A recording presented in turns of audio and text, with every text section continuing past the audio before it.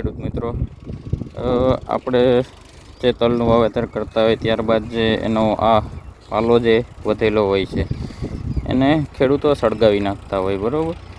તો એને સળગાવવાને બદલે આપણે એવો એક જુગાડ કર્યો છે કે જેથી કરીને ખેતરમાં જ એનું ખાતર થઈ શકે.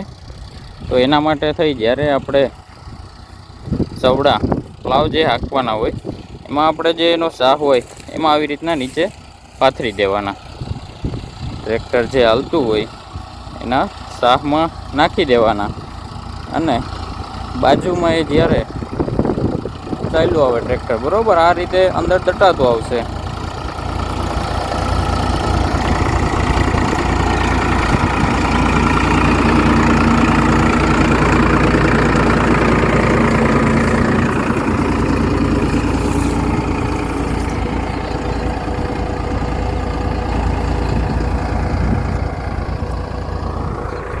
જોઈ શકો છો આમાં બધા જ અંદર દટાઈ ગયા છે.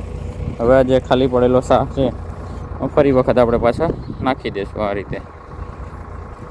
આ જે રીતે આપણે પૂરા દાટેલા છે દેખાય છે, આ બધીમાં આપણે દાટેલા જ છે, ક્યાંય દેખાતા નથી. એટલે ખેડૂતોને કદાચ એવો પ્રશ્ન હોય ભાઈ આગળ જતાં આપણને ખેડ કરવામાં કે નડે, તો એ નડવાનો પણ કોઈ એમાં પ્રશ્ન આવતો નથી અને તમારો ઓર્ગેનિક કાર્બન પણ ખૂબ સારો એવો વધી જશે.